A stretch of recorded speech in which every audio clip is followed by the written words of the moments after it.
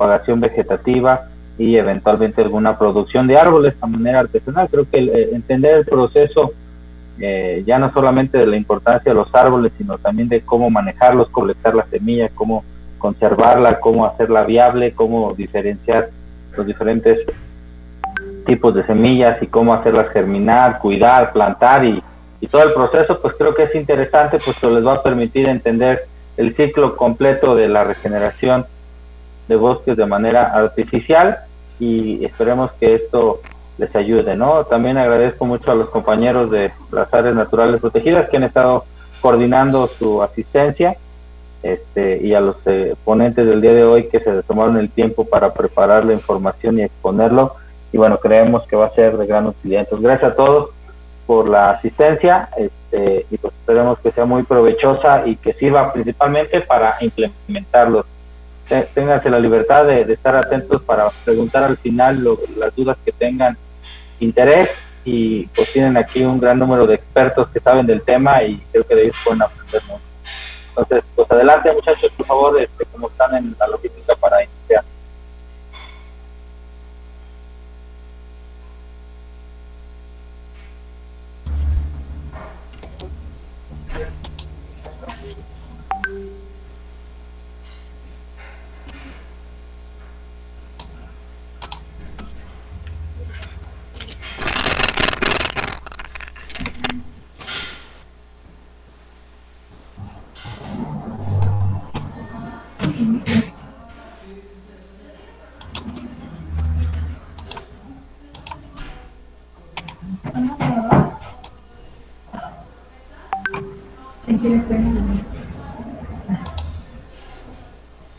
¿Me ayudas, Néstor, un poquillo?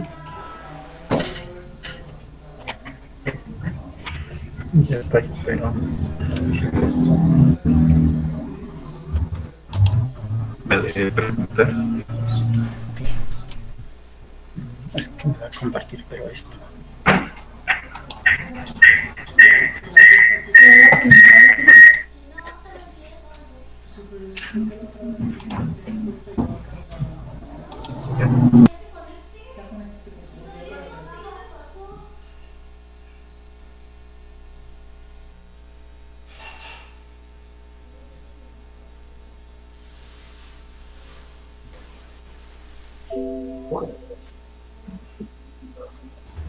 Buenos días, ¿sí me escuchan?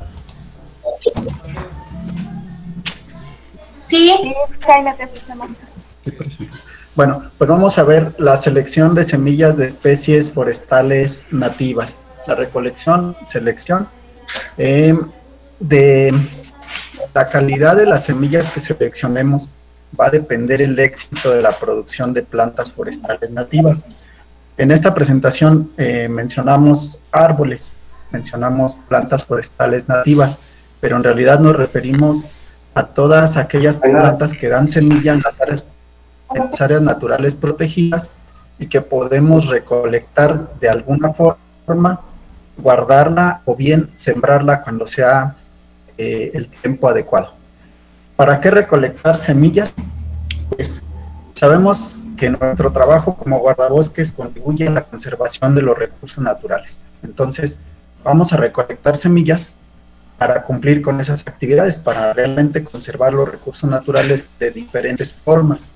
Entonces, cuando tenemos semillas, podemos generar plantas que después vamos a establecer en los lugares degradados o en los lugares que queramos conservar dentro de un área natural protegida. Entonces, las semillas nos van a servir para la propagación de especies forestales, para conservar la diversidad genética. Aquí en una imagen, pues tenemos diferentes tipos de semillas. Entonces, en cada una de sus áreas, si nos damos cuenta, en los registros de flora tenemos 100 especies, 200 especies, 220 especies en algunas áreas naturales protegidas, y todas ellas generan semilla o generan o tienen alguna forma de reproducirse. Pero vamos a trabajar sobre las más importantes. Para conservar la diversidad genética, entonces, si tenemos, por ejemplo, especies en peligro de extinción o amenazadas, podemos conservarlas mediante semillas. Para salvaguardar las especies en caso de siniestro, si hay un incendio, y por ejemplo teníamos algunos árboles representativos de una zona, y esos árboles estuvieron en riesgo durante un incendio. En las semillas podemos conservarlos de manera adecuada, y también para suministrar semillas a viveros forestales. Pero lo más importante es para tener semillas disponibles y sembrarlas cuando sea la mejor temporada. Por ejemplo, si tenemos muchas semillas y podemos establecerlas en un área natural protegida, y cuando es la temporada de lluvias, ya podemos ir a dejar las semillas, y esas semillas van a germinar ahí donde las pongamos, por lo menos la mayor parte, si realizamos una selección correcta. Entonces, para todo ello es importante la recolección de semillas y guardarlas. Bueno, ¿qué debemos hacer primero? Pues debemos tener una planeación de dónde vamos a colectar nuestra semilla, qué especies vamos a recolectar, la temporada y qué cantidad de semillas según las metas de reproducción. Bueno, en este caso, cuando se trata de árboles para reforestar, vamos a seleccionar una superficie forestal aislada con un arbolado de características pues muy buenas, donde los árboles estén más bonitos, como ustedes ya los conocen. En esos lugares vamos a seleccionar pues semillas de una especie, por ejemplo, pino piñonero, encinos, o aquellas especies que hay en su área natural protegida. Y a este espacio donde vamos a definirlo para la recolección de semillas, se le llama rodal semillero. Entonces, en este caso, las semillas no son para venta, ni son para producir madera. Cuando es para producir, para árboles que van a ser destinados a la producción de madera, se contemplan requisitos más estrictos. Aquí también vamos a ser muy selectivos en la semilla, pero vamos a recolectar semillas para la propagación de especies forestales, de diversas especies forestales. Entonces, antes de iniciar la labor de recolección, los guardabosques o el que se va a encargar de hacer esta recolección debe familiarizarse con las fechas. Sé que todos ustedes conocen, por ejemplo, cuando está floreciendo un palo blanco, en qué temporada ya está la semilla madura y en qué temporada va a comenzar a caerse, en el caso de las áreas donde hay palo blanco, o tepehuaje, o mezquites. Ustedes conocen todas esas fechas, y entonces vamos a programar la recolección de semilla de acuerdo con esas fechas. Aquí ustedes deben de ser expertos en su zona, cada quien en la zona norte, la zona centro y la zona sur del estado, pero normalmente todas las especies arbóreas y todas las herbáceas y las cactáceas pues van a florecer en esta época. La mayoría va a florecer en esta época o en la temporada de lluvias, y van, conforme se va acercando el fin de año, van a madurar las semillas. Algunas semillas pueden estar maduras desde octubre, otras noviembre, diciembre, enero, febrero, y entonces en esa época es cuando más vamos a estar recolectando semillas. Va a haber una tarea para ustedes, les vamos a enviar una NEC que dice, pues va a estar muy sencillo, pero van a hacer un listado de los árboles y arbustos más importantes de su área natural protegida, y les van a poner las fechas a esos árboles o a esos arbustos o a esas cactáceas, las fechas en que maduran las semillas. Eso les va a servir para saber después en qué fechas pueden ir a recolectar, por ejemplo, semillas de encinos, o en qué fechas pueden ir a recolectar semillas de oyamel, en el caso de las áreas donde hay oyamel, espinal del zamorano, y creo que por acá en los agustinos. Y así, entonces, van a tener ese listado y ahí van a saber en qué fechas pueden recolectar ese tipo de semillas. Con base en la experiencia y conocimiento de sus bosques, van a también en un mapa, tienen que utilizar el mapa de su área natural protegida y van a identificar sitios representativos de especies para la extracción de semilla. Por ejemplo, en en el Cerro del Zamorano está el bosque de Oyamel, pues, más importante del estado. Ya saben que en donde están los guardabosques, ya saben dónde está el Oyamel. Y así en otras áreas puede haber encinos, puede haber pinos muy importantes. Y después de ahí, después de marcar en el mapa dónde está el bosque, van a definir con su GPS exactamente dónde están los mejores árboles de ese bosque. Puede ser de oyamel, puede ser de encino, de pino, y puede ser también de cactáceas como maguey o agaváceas, como de las plantas que vayan a utilizar para propagar en su área natural protegida. Deben ser las más importantes. Hay especies que están amenazadas y que se requiere algún permiso para recolectar, pero en este caso vamos a recolectar pequeñas cantidades y no las queremos para vender, recuerden, es para rehabilitar los mismos sitios degradados en las áreas naturales protegidas para conservar las especies. Nuestro objetivo es obtener materiales resistentes con fines de conservación. Entonces, para tener materiales resistentes, para tener las mejores semillas, pues vamos a hacer ese proceso desde el campo. Desde que inicia su trabajo de recolección de semillas, inician los parámetros de calidad. No podemos iniciar recolectando semillas feas y después en el vivero seleccionarlas. Tenemos que iniciar desde el campo. Entonces vamos a considerar las características de la planta o del árbol. Por ejemplo, si fuera un árbol, tenemos que considerar el mejor diámetro, el árbol más grande, el que tenga mejor diámetro a la altura del pecho. También vamos a ver que su fuste, el tronco, el tallo esté recto, que no esté deforme, el grosor de la corteza, la forma de la copa, la altura, la densidad de follaje, que quiere decir que debe ser un árbol o arbusto bien desarrollado, con fuste recto, con un vigor excelente, libre de plagas y enfermedades. Entonces, el árbol o la planta más resistente que veamos en campo o más bonita es de donde vamos a extraer semilla. Y en algunos casos, cuando sea posible, como en el pino piñonero, pues también podemos detectar o evaluar la calidad de los frutos, porque por ejemplo, no vamos a propagar pinos piñoneros que no tengan semillas de buen sabor. Entonces, ahí los guardabosques de la zona norte saben bien en dónde están los mejores pinos piñoneros y hasta les dicen por nombres a las semillas. Dicen un pino que da semillas o frutos rositas, uno que da semillas más oscuras, y este está más sabroso, este está más suave la cáscara, y esas características vamos a ir seleccionando desde el campo. Entonces al final nos pueden preguntar y entre todos podemos contestar sus inquietudes o sus preguntas.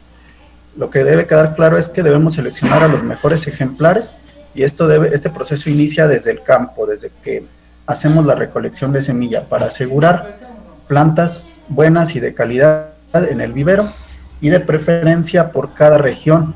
No podemos traer un pino de la zona sur a la zona norte del estado. Es mejor o va a ser más resistente el que está en la zona norte para plantarlo ahí mismo.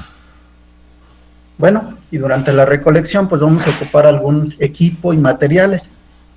La mayor parte del equipo ustedes ya lo tienen, pues son las podadoras, los machetes, el GPS, brújula, binoculares, cámara, algún cuaderno de campo, y en algunos casos vamos a ocupar escaleras o podadoras cuando son árboles muy grandes, o bien equipo de seguridad como los lentes de protección.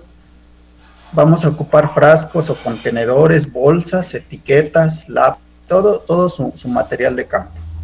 Pero esto es con la finalidad de tomar los datos de las semillas y guardarlas desde que las recolectamos.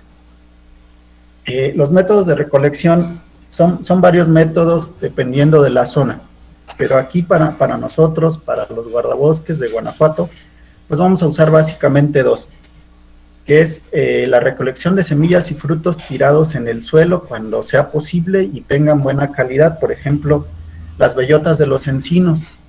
Cuando un encino da pocas bellotas, no nos vamos a subir al árbol a recolectar 5 o 10 bellotas. Puede ser que estén algunas ya maduras y en el piso, o sacudimos una rama y van a caer, pero vamos a seleccionar solo las que estén viables, las que estén vivas, que no tengan una picadura de insecto, que no tengan una mordedura, que estén completas y que puedan germinar. Entonces también esto aplica para tejocoteros, por ejemplo. Los tejocoteros podemos cortar los frutos o bien podemos recolectar los tejocotes que ya maduraron y que cayeron sanos al piso, no los que cayeron enfermos. Y también el otro método es cuando tenemos que subirnos a un árbol o algún arbusto, cuando la semilla todavía está unida al árbol y tenemos que desprenderla. Pero en los dos casos vamos a recolectar semillas de un árbol que esté muy bueno, pero no vamos a recolectar semillas solo en un sitio. Tenemos que desplazarnos y buscar a una distancia de 20 metros, de 30 metros, otro árbol con las mismas características, o otro maguey, otra planta de la semilla que estamos recolectando, para no tener semillas solo de un árbol, de un área natural protegida. Necesitamos conservar la diversidad, y para que mejor lo entiendan, pues en sus semillas vamos a tener semillas de todo el bosque, y ese es el objetivo. Con eso vamos a asegurar resistencia. Entonces recuérdenlo, vamos a recolectar semillas en un árbol y nos desplazamos, buscamos otro árbol a una distancia considerable, y ahí seguimos recolectando semillas para tener una mezcla de semillas de la misma especie. No quiere decir que vamos a mezclar semillas de encino con semillas de pino, sino de la misma especie, pero en una muestra.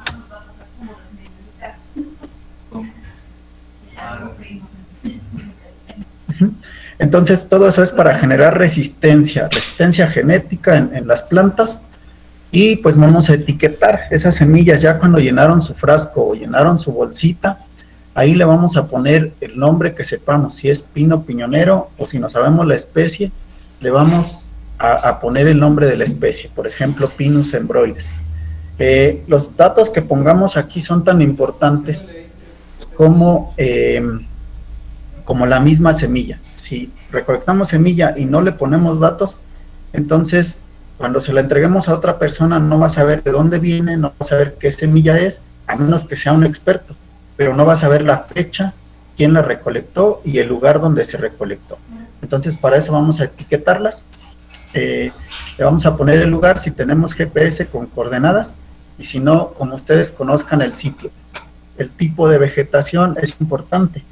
Por ejemplo, no vamos a tener la misma calidad de semillas si colectamos de un bosque de pino con vegetación secundaria que de un bosque de pino puro, donde hay solo de un solo tipo de plantas. El nombre del guardabosques o persona que recolectó y algunas observaciones. Observaciones puede decir, recolecté semillas que estaban en el piso porque este año hubo pocas semillas de pino, pero recolecté las que fueron viables, o algún tipo de observaciones. Las etiquetamos, las guardamos, y esto nos va a asegurar que en los viveros, esta foto del vivero es de nuestras áreas naturales protegidas, tengamos esas semillas con esa germinación, como ven aquí en la foto, que casi todas, o más del 90% están vivas y ya se transformaron en un arbolito. Ya una vez que las recolectamos, vamos a llevarlas, vamos a traerlas en nuestro contenedor, en la bolsa, en un frasco, donde podamos, pero vamos a hacer un proceso de beneficio o selección. Yo creo que muchos de ustedes viven en el campo y han seleccionado frijol, o han hecho la limpieza del frijol o del maíz. Pues es algo muy parecido, solo que en este caso pues vamos a tener menores cantidades. No vamos a colectar 50 kilos de semilla de una sola especie, o probablemente vamos a recolectar menos, pero tenemos que hacer esa limpieza. Y para términos prácticos, existen muchos métodos de limpieza, de selección de semillas de beneficio, pero vamos a usar dos prácticamente, que es el secado en aquellas semillas que aplique, no en todas aplica. Por ejemplo, los encinos no los vamos a poner a secar las semillas. Las semillas que vamos a dejar deshidratar, deben tener poca humedad y se dejan extendidas sin amontonarlas a una temperatura ambiente. En este caso en la sombra, sin que les dé la luz del sol directa, y se van a secar de manera natural, como ellas lo hacen en los bosques. Si modificamos algo, si las metemos a temperaturas más altas, vamos a estar dañando las semillas, porque no tenemos exactamente para cada especie a qué temperatura. Entonces, las dejamos secar extendidas, sin amontonarlas, y a temperatura ambiente. Muy probablemente vamos a traer semillas que tengan cáscaras, que tengan vainas. Vamos a desprender esas cáscaras, esas vainas, para que solo quede la semilla. Después se va a hacer la limpieza para retirarles toda la paja, todo el material que no es la semilla propia, o semillas que no están correctamente desarrolladas. Y para eso vamos a usar un cribado. Un cribado pues es hacerlas pasar en una malla, en un colador. El hecho es separar semillas o partículas que estén muy pequeñas primero, y hacer esa separación de las semillas, o bien partículas que estén muy grandes. Entonces se hacen dos cribados, una es para quitar las partículas que están más pequeñas que la semilla, y otra para quitar aquellas que están más grandes. Entonces un filtro y dejamos solo las semillas de una medida, y ahí todavía puede haber contaminación, o más bien impurezas de la semilla, y vamos a hacer una ventilación como lo hacen con el frijol, como ven acá en la foto de la derecha, para eliminar pues semillas vanas, o bien para retirar paja o partículas indeseadas en nuestro lote de semillas. Entonces son los dos procesos que normalmente vamos a estar haciendo después de desprender la semilla de la vaina o de desprenderla de la cáscara. Bien, ya una vez que tenemos semillas cribadas, semillas limpias, las vamos a almacenar, pero aquí también es un factor importante, porque si las almacenamos mal, cuando las pongamos en el vivero o cuando las pongamos ya en el bosque, a esas semillas no van a tener los mismos resultados si no hicimos todo correcto. Entonces, las semillas tienen diferentes periodos de vida dependiendo de la especie. Esto con base en el manual de manipulación de semillas de la FAO, se clasifican en dos tipos.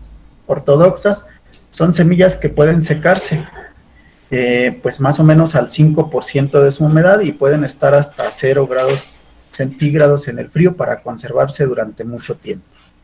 Y las recalcitrantes son semillas que no pueden sobrevivir si se deshidratan, como el caso del encino, el caso de semillas de frutos como los tejocotes, aquí que tenemos en la Sierra de Santa Rosa o en algunas de sus áreas naturales protegidas.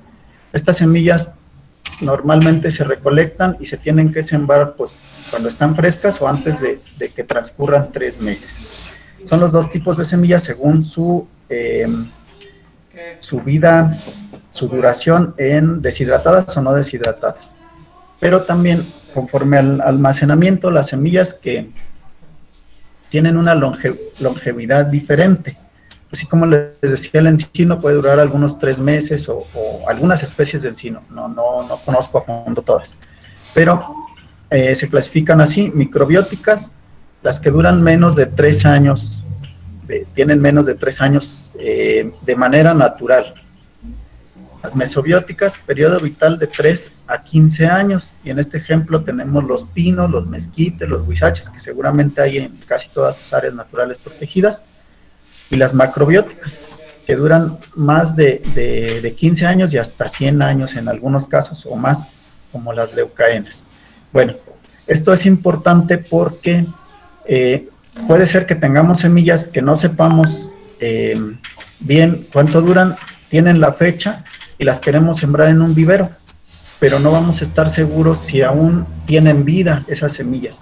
Conforme pasa el tiempo, van perdiendo porcentaje de germinación, quiere decir que se muere la mitad, y si pasan más años se muere otra parte y otra parte, hasta que podemos sembrar en el vivero y ya no todas germinan.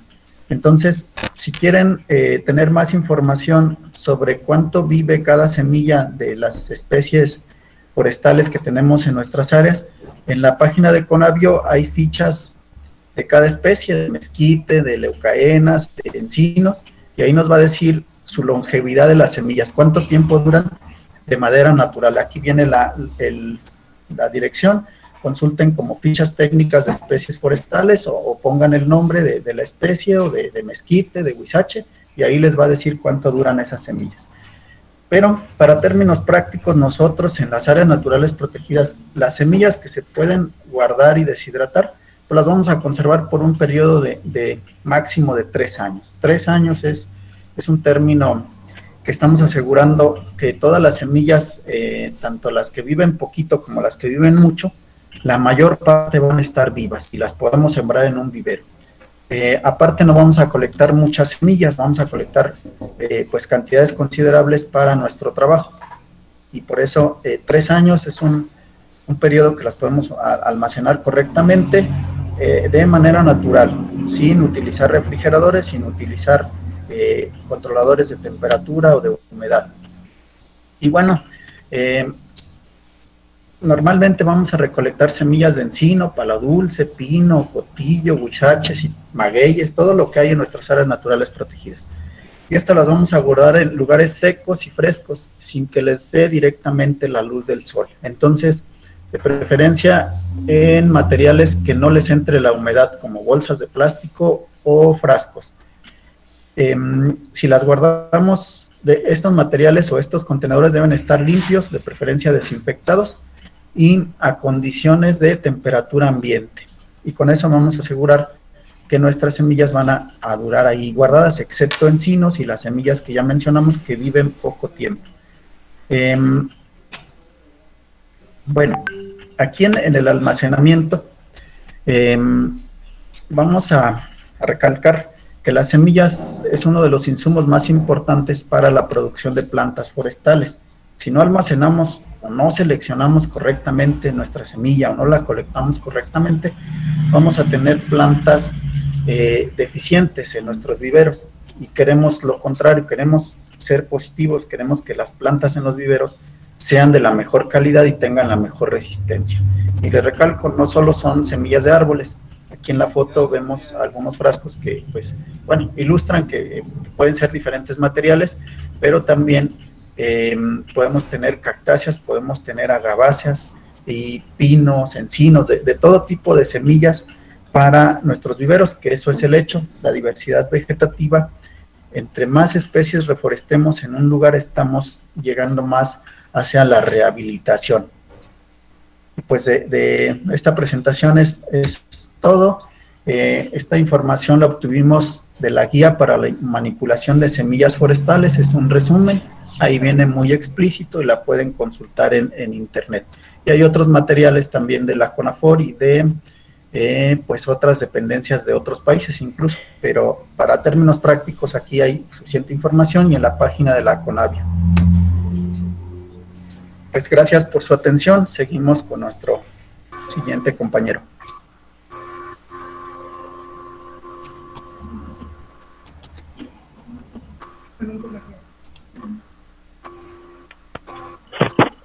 Muchas gracias, Jaime. Gracias por la información. Continuamos con las siguientes fases, Miguel López.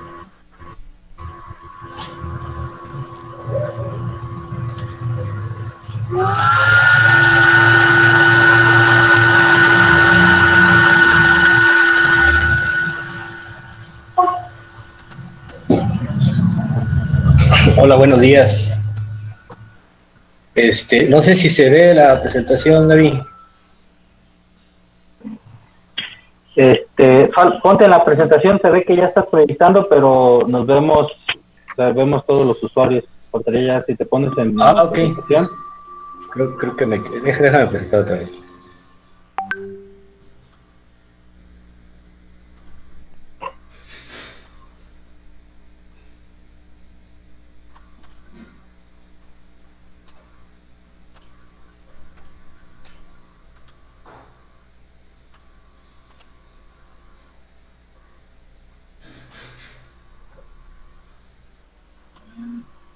Listo, ahí se ve, Miguel. Ok, déjame proyecto, gracias.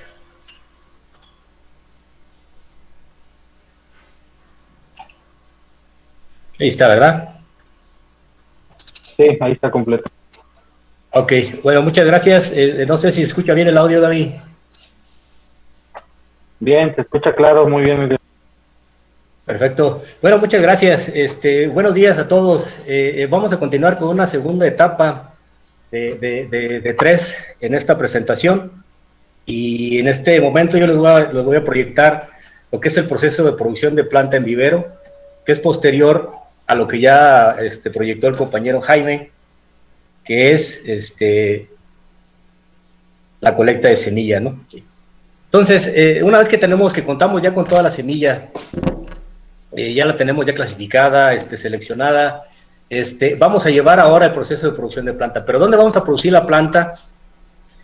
Bueno, pues hay que establecer o hay que buscar, o muchas veces se pone hasta de manera provisional un vivero forestal, ¿sí? Queremos que pues acondicionar un espacio acondicionado para producir plantas con el objetivo primordial de restaurar ecosistemas forestales y o algunas plantaciones comerciales o repoblar o incorporar áreas que no están forestadas o que no están arboladas al uso forestal, ¿no? En este caso, como les decía, para el proceso de producción de planta tenemos un antes y un después que tenemos que tomar en cuenta y tenemos que considerarlo, ¿sí? Ya nos comentaba Jaime, ¿no? Acerca de lo que es la colecta de la semilla, ¿sí? Y para definir, obviamente, un proceso de producción de planta, tenemos que considerar muchas cosas. Además de la selección de la especie, la colecta de la semilla, primero se tuvo que haber fijado un objetivo y un destino en la producción de la planta, ¿verdad? ¿Sí? En este caso también tenemos que tener consideradas algunas cuestiones previas, como es el tipo de envase que vamos a utilizar, contenedor, bolsa, charola, tubete, etcétera. Y en su caso, como les decía, seleccionar el sitio para el establecimiento de infraestructura, en este caso del vivero. Hay muchos programas de reforestación que por cuestiones de economía se eligen o seleccionan el mismo vivero, lo ponen de manera provisional dentro del mismo bosque, se restaurar, siempre y cuando cuenten pues con los elementos como es agua, acceso y mano de obra, ¿sí? En este caso, posterior a lo que es el proceso de producción de planta, también tenemos que considerar cuál es el destino de la producción. Si yo voy a hacer un trabajo de restauración, tengo que seleccionar especies que van a hacer cumplir ese objetivo. Si voy a comercial con fines maderables, igual tengo que seleccionar esa especie ideal pues para cumplir con ese objetivo, y no podemos estar produciendo planta nada más por producir, ¿no? Si la voy a donar o si voy a hacer alguna reforestación urbana, lo que sea, tiene que haber siempre un objetivo, porque luego resulta que se produce planta nada más, podemos decirlo a la aventura, y al último no hayamos qué hacer con ella, ¿no? Y eso implica costos, implica que hay que reembolsar la planta, y muchas veces es pérdida de la misma planta que no la quieren, o en fin, termina con otro destino pues que no es el origen importante. Tener bien fijado el objetivo de lo que es el destino de nuestra producción. Dentro del proceso de producción de la planta tenemos que establecer un programa de producción, y este programa de producción va a depender mucho de la especie, del objetivo, también de los recursos. Muchas veces quisiéramos tener puras plantas de 80 centímetros a 1 metro, ¿no?, para reforestar, pero pues el costo es demasiado como para estar estableciendo, no sé, 500,000 plantas para restaurar un área. Pues imaginan cuántos costaría, ¿no? Entonces, en este caso sí tenemos que tener un programa de producción acorde a nuestro presupuesto y acorde a nuestros objetivos. Casi siempre en programas de restauración, en zonas forestales, principalmente de bosques de pino, encino y amel, se establecen programas de producción cortos. Si corto estamos hablando 6 meses tal vez, ¿no? Aunque hay algunos programas relámpago que sacan planta en 3 meses, pero bueno, deja mucho que desear la calidad de planta. En este caso nos vamos a ajustar de manera general a este flucograma, ¿no? Una vez que ya contamos con la planta, con la semilla, entonces sí tenemos que identificar qué tipo de sustrato vamos a utilizar, ¿sí? Vamos a definir pues la obtención y la fuente del sustrato, la preparación. Tenemos 2 opciones dentro de lo que es el proceso de producción, el proceso tradicional de planta, en la cual podemos decidir que sea preparar un almácigo, más adelante les explico qué es un almácigo, para producir plántula, o ir directamente al llenado de bolsa para una siembra directa, ¿no? O bien puede ser un trasplante posterior al almácigo. Una vez que tenemos plantada nuestra planta, o que ya emergió la planta, o la plántula en este caso, comenzamos con las labores culturales y de protección, es decir, todo el proceso de desarrollo, y posteriormente, al final, tenemos que llegar a una etapa de endurecimiento, ¿sí? En su momento se les explico, para que esta planta pueda salir ya lista a campo. No es nada más de que produje y pues a ver qué sale, no. Hay que seguir todo un proceso, y siempre es importante tener una etapa de endurecimiento. Iniciamos entonces con la obtención y preparación del sustrato. Y en este caso el sustrato, pues les digo, es el material que es el suelo, como quien dice. Pero no puede ser cualquier suelo. Bueno, obviamente, en cualquier tipo de tierra se pueden producir ciertas especies, pero de acuerdo a las características y ventajas de esta tierra puede tener ventajas o desventajas, ¿no? Si yo utilizo tierra negra muy pesada, por ejemplo, para producción de pino, pues simplemente no se va a lograr, ¿sí? Entonces hay que seleccionar sustratos que tengan las características lo más y retener agua, ¿no? Es decir, que estén con una textura franca, es decir, que no tengan ni tanta arena, ni tanto limo, ni tanta arcilla, simplemente que drene bien el agua. Que sea rica en nutrientes, preferentemente, que sea blanda, que no se compacte muchísimo, ¿sí? Para que la raíz tenga esta consistencia, para que al momento de quitarle la bolsa o el envase, no se nos desarme o no se nos desmorone pues el cepellón, ¿no? Los materiales que más se usan en los viveros frutales son generalmente la tierra de monte, ¿sí? Puede ser esta negra, puede ser colorada, dependiendo del origen geológico pues, de la tierra. Generalmente la mezclan con arena de río, ya sea con composta, con lombricomposta, o hay muchos sustratos comerciales como la turba volcánica, o pin moss, bolita, perlita, etcétera, etcétera. Pero de alguna manera aquí lo ideal es ajustarnos a los materiales que tengamos disponibles, ¿sí? Lo importante es buscar que se encontrara aquella textura, ¿no? Si yo, por ejemplo, tengo tierra de monte, esa tierra de monte, pues obviamente, si tiene muchísima hojarasca, pedazos de materia orgánica, pues no va a servir mucho para empezar, para la germinación, porque va a tener muchos problemas de pudrición, ¿no? Por la misma fermentación de la materia orgánica, pero en general vamos a buscar esas características, ¿no? Generalmente el sustrato se desinfecta, es recomendable desinfectarlo.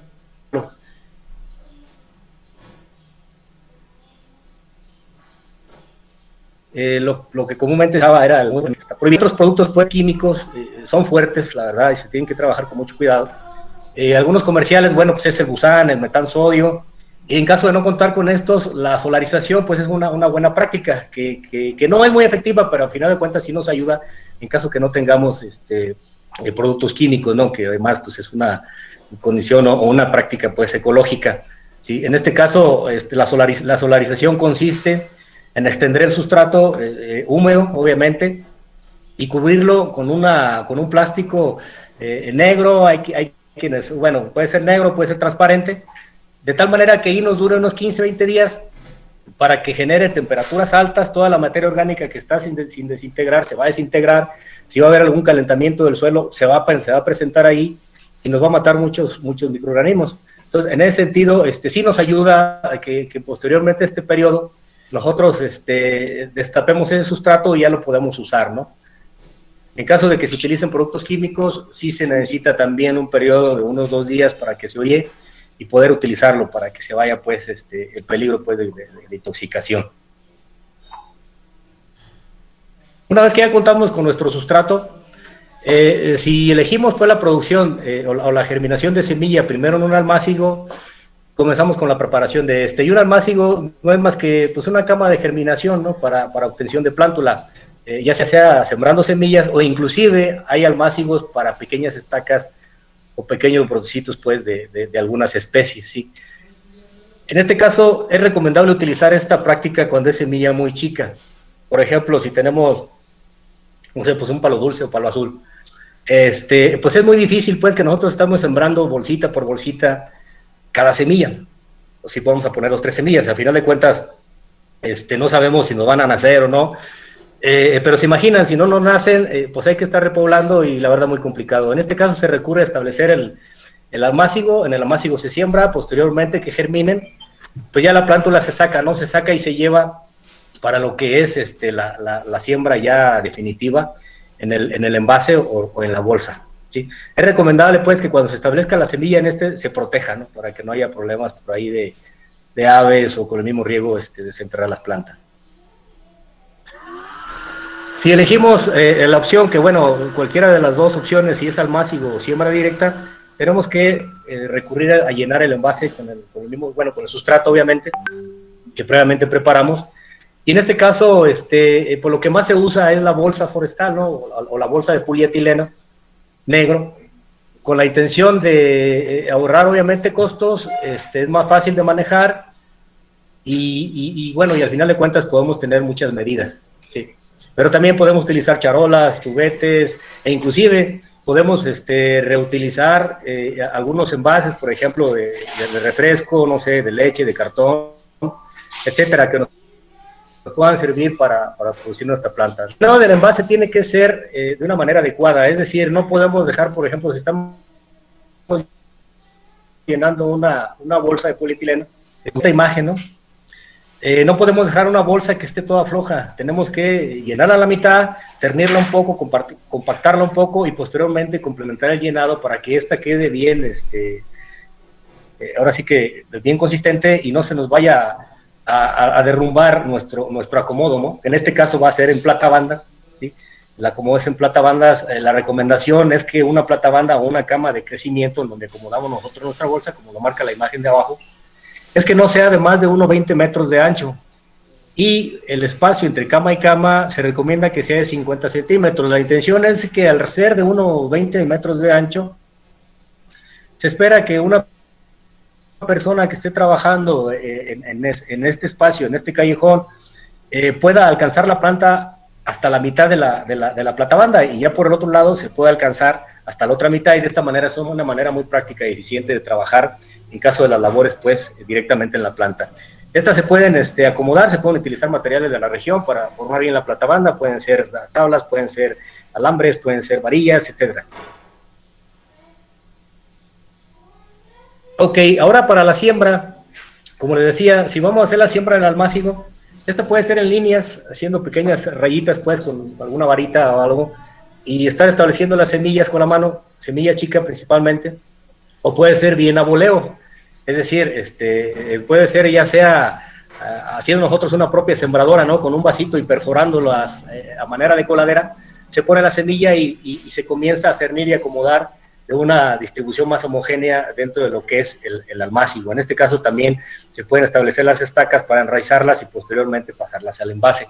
Si es siembra directa en bolsa, se recomienda hacer primero un hoyito, picar pues, aquí se muestra una herramienta muy artesanal, ¿no? que utilizan en algunos lugares, un pequeño hoyito y establecer la semilla. La recomendación es que la semilla no se debe de enterrar más allá de 2 veces su diámetro, ¿sí? Quizás 3 a lo mucho, y dependiendo también del tipo de sustrato. ¿Por qué? Porque de lo contrario vamos a presentar problemas al momento de germinar. O sea, va a tener mucha resistencia y pues obviamente vamos a tener muchas fallas en la germinación. En una ocasión me tocó ver que algunas personas pues que no sabían, querían producir encino, y la semilla de encino la metían hasta el fondo de la bolsa. Aún así germinaron 2 o 3 plantas, pero pues obviamente que fue todo un fracaso, ¿no? Y todo esto por cuestiones pues que les falta orientación, ¿no? Si vamos a utilizar lo que es el trasplante, en este caso ya tenemos la planta en nuestro almácigo y procedemos ahora sí. Bueno, se me pasó aquí comentarles, cuando es siembra directa en el envase, se recomienda establecer 2 o 3 semillas, por si falla una, bueno, pues se quede la otra, porque luego es un problema estar replantando y se nos atrasa pues la producción. Obviamente ya cuando se germinan, también tiene que haber un desaige, ¿sí? Dentro de lo que es la siembra directa. Y en el caso del trasplante, se va directamente a trasplantar la planta. El tamaño puede variar dependiendo de la especie. Hay viveros en donde, por ejemplo, los pinos, en este caso, esta imagen del centro, que parecen cerillitos. Pero en estas condiciones, una vez tirando la testa o la semilla que quedó el cascarón de la semilla, ya se puede trasplantar, y es más, tiene una manera una sola bolsa sin llenar, sin planta, ¿sí? Y si tú dices, aquí tengo 100,000, van a ser 100,000, a lo mejor te faltarán 2, 3, ya, pero si es siembra directa y no replantaste lo que no nació, pues no sabemos ni siquiera cuánta tenemos, ¿no? Les decía, la recomendación es de alrededor de 5 a 8 centímetros, dependiendo de la especie, para que se haga este trasplante a la bolsa. La recomendación es que el sustrato esté mojado, que esté húmedo, es decir, la bolsa hay que regarla 2, 3 días antes, estarla regando hasta que penetre bien la humedad, que se embeba bien de agua y podamos tener las condiciones. Entonces, con un palito que tenga puntiagudo, hacer el hoyo del tamaño de la raíz de lo que es la planta y estarla penetrando y posteriormente compactar para que no queden burbujas de aire. Posteriormente se da un riego de sello. Preferentemente hay que regar con regadera o con gota fina para no desenterrarla, ¿no?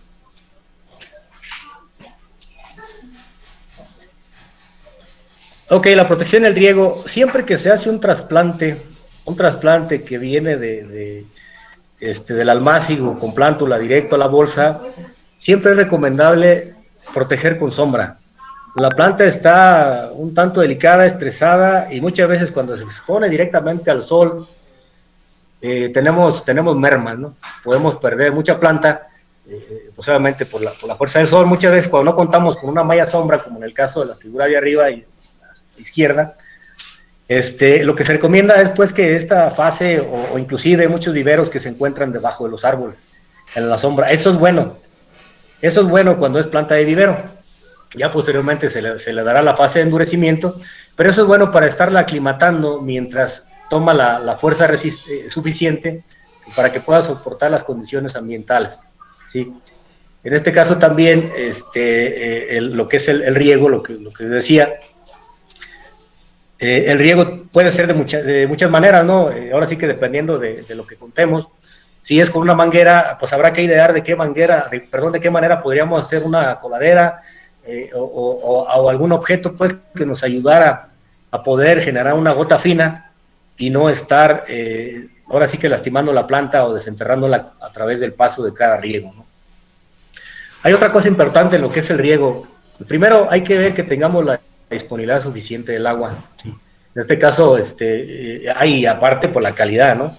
La calidad, hay muchas partes donde o algunas regiones en donde el agua está muy ácida o está muy alcalina, ¿sí? O tienen muchas sales. Entonces esas aguas no son muy recomendables para algunas especies. En este caso, sí se recomienda buscar otra fuente de agua o bien hacer algunas correcciones, principalmente de pH. Cuando es muy salina, ahí sí no hay remedio, ¿no? Simplemente no se puede usar.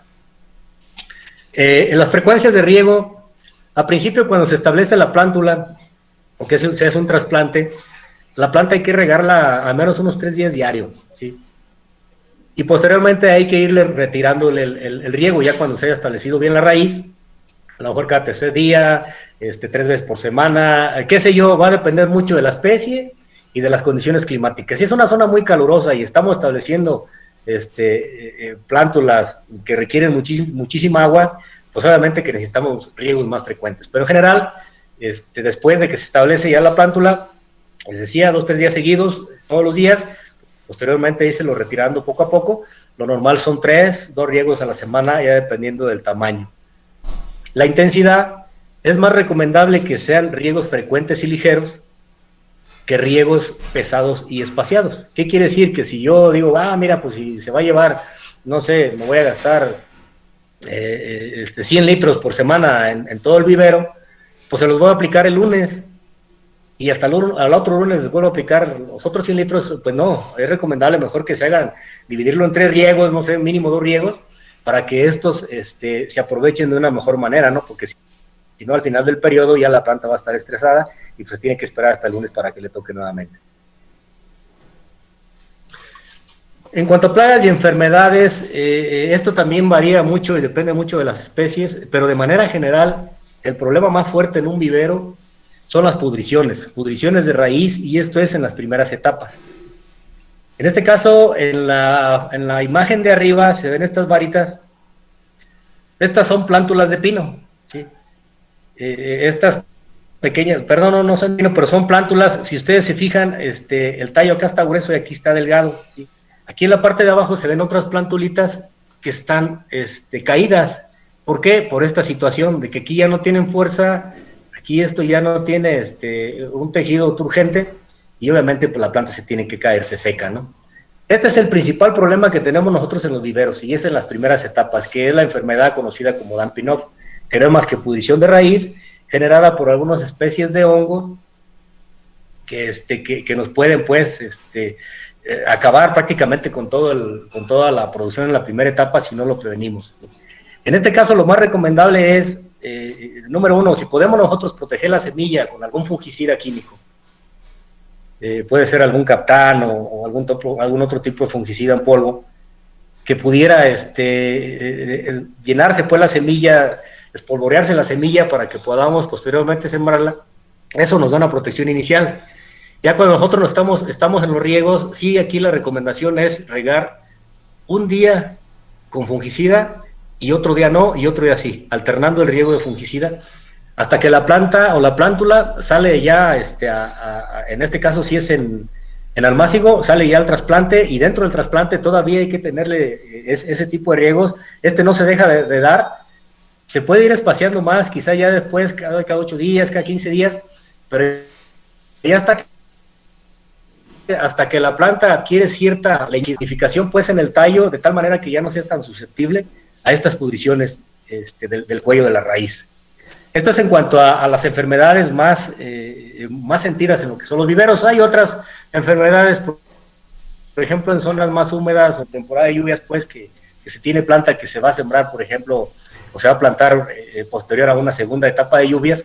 En este caso puede presentar pudriciones en el follaje, en las hojas, ¿no? Esos son lo que conocemos nosotros como tizones, botritis, virosis, que son fungicidas, y esas se controlan, más bien se previenen, obviamente con fungicidas foliares, ¿sí?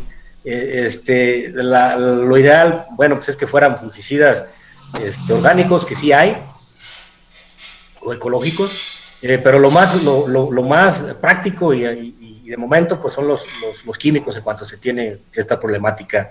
Hay hongos que son antagonistas pues, o antagónicos a lo que son los hongos malos, que en este caso es la pudrición de raíz. En este caso les menciono esta porque es muy sonada en cuestiones forestales, agrícolas y de todo tipo, que es la tricoderma.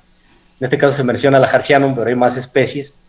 Pero la tricoderma es un hongo que pelea con el hongo que produce esta pudrición. Esta también es una opción como preventiva, únicamente pues que se tiene que colonizar mucho antes para que esta tenga más colonias que estas otras, ¿no?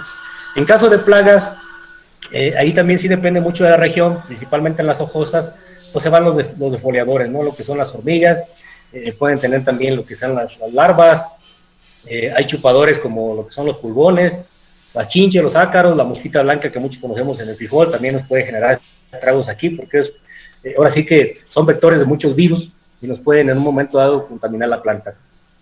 Aquí lo que se usa son insecticidas químicos, y hay un insecticida biológico que tiene mucho tiempo ya utilizándose, que es a base de Bacillus thuringiensis, si es comercial, se puede conseguir para lo que son plagas, ¿sí?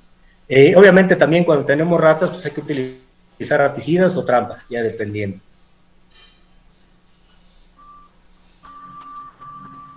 Otras labores de manejo dentro de lo que es el vivero es el deshierve, ¿sí? El deshierve, pues obviamente se nos va a presentar si nosotros no tenemos un sustrato bien limpio, casi siempre sucede. Hay que retirar las malas hierbas pues, para que no haya competencia, claro, con mucho cuidado, no hay que dejarlas crecer mucho, porque si no al rato arrancamos una mala hierba y nos traemos también la planta. En este caso sí hay que hacer limpiezas técnicas o menos revisar para tener lo más limpia posible nuestro vivero, ¿no? Nuestras camas de crecimiento. Sí. Y obviamente esto se hace manual. En estos casos, al menos yo no conozco ningún caso en el que se utilicen herbicidas dentro de lo que es un vivero forestal. Hay otra labor que también es recomendable hacer, principalmente si se va a dejar planta por un periodo de tiempo relativamente largo. Muchas veces nosotros vemos que hay planta muy vieja en viveros que ya están enraizadas al piso. Eso no debería de ser porque no se hizo entonces la labor de remoción de planta. ¿Cuál es la remoción de planta? Que si yo veo que que mi planta ya está enraizándose en el suelo, tengo que removerla, es decir, tengo que moverla. En este caso, en esta fotografía donde está esta persona que está moviendo planta, pues que la está moviendo simplemente unos cuantos centímetros de su lugar a otro, eso es lo que está haciendo, está evitando que haya ese enraizado en el suelo con esta remoción. En el caso de que esta raíz ya sea muy grande, pues obviamente tenemos que proceder a la poda, ¿sí? La poda principalmente con tijeras, para que pues, no haya muchos daños a la raíz.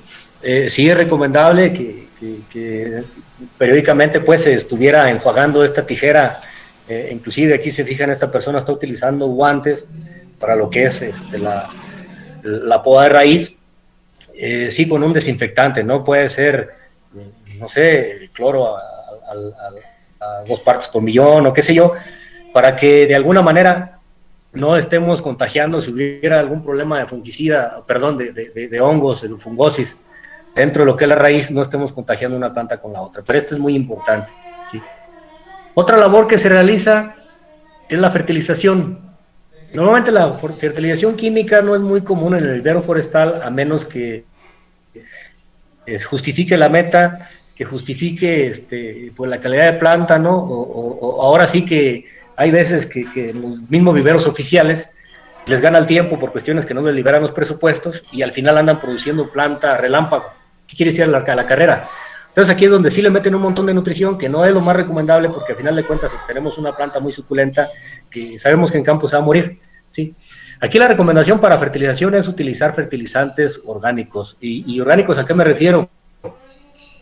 No a que sea un estiércol.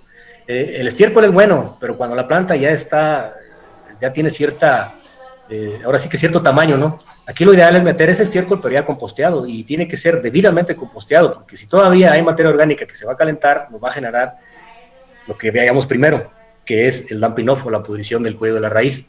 Tiene que ser composta, lombricomposta, o algún otro tipo de fertilizante comercial o abono orgánico comercial.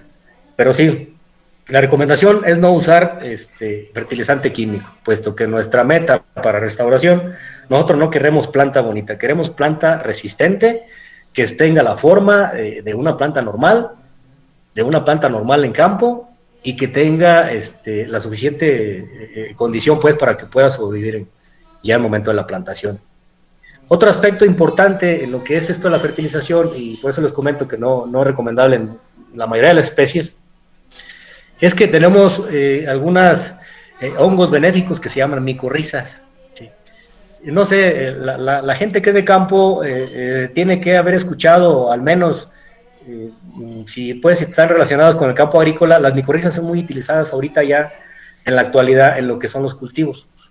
Desde frijol, maíz, hasta hortalizas, las micorrizas se están utilizando. ¿Y qué es una micorriza? Pues no es más que un hongo, ¿sí? O una cepa de hongo, llamémoslo así, como que una semilla de hongo, que en realidad los hongos no dan semillas, son esporas.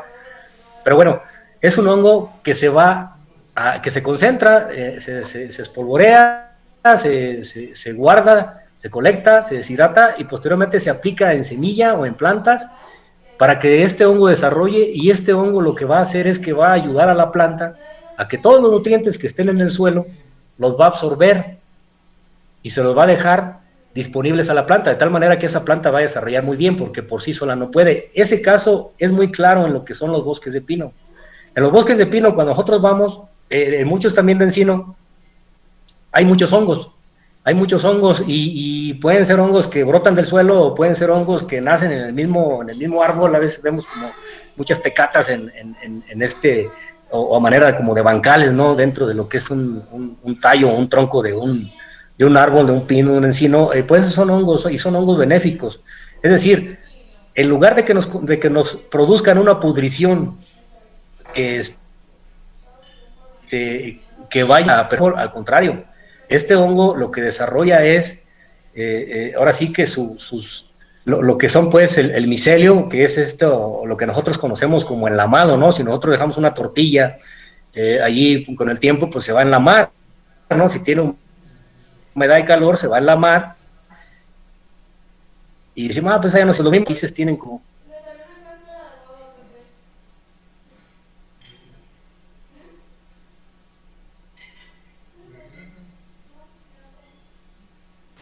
Ya no se lo escucha muy bien.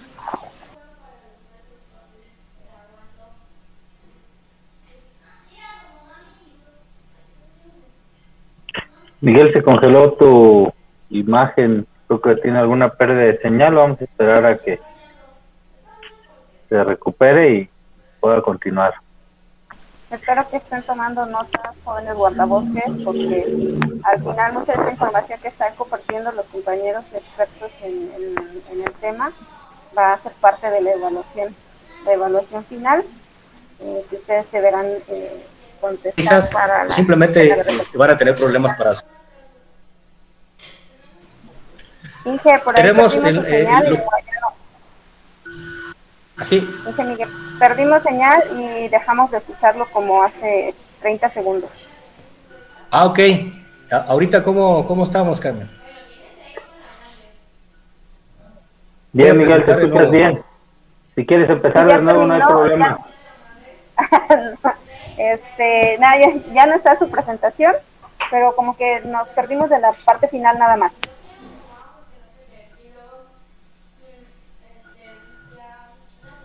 Ok, ¿ya no me escuchan? Sí, ya lo escuchamos. Sí, Miguel, te escuchamos bien.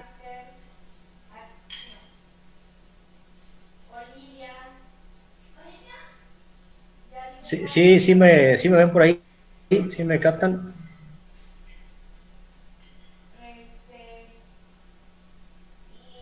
Sí, nada más que se quedó, está hablando de las micorrizas, cuando se cortó. Perdón.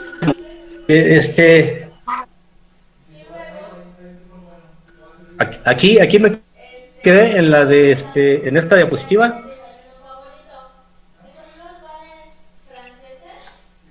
Sí, en esa. Por favor, gracias. Perfecto. Ok, bueno. Yo creo que sí escucharon la cuestión de lo que es el deshierve, ¿sí? Fuera y dentro del envase, lo que es eliminar las malas hierbas.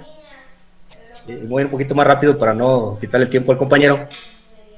Decíamos aquí la poda de raíz. La poda de raíz es importante y también lo que es la remoción de la planta. Yo les decía, cuando la planta tiene mucho tiempo que se queda en el vivero o se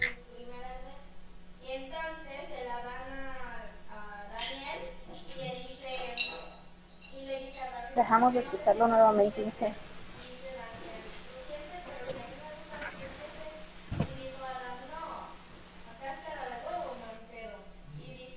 tijera, esa raíz que ya no nos va a servir.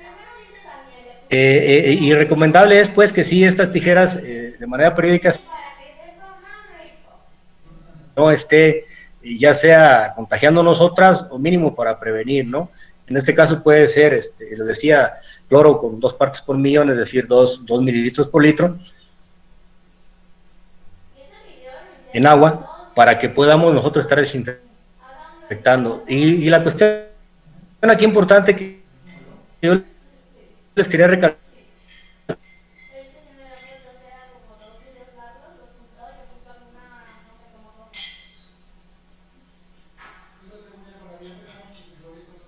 pino encino, y esos hongos lo que van a hacer es una alianza, una simbiosis pues entre lo que es el pino y lo que es el hongo, ¿sí? ¿Qué va a pasar? Que el hongo se va a alimentar de las raíces del árbol, pero a su vez este hongo le va a generar las condiciones o le va a dejar disponibles los nutrientes del suelo para que este pino o encino desarrollen de manera normal y ahora sí que tengan sus nutrientes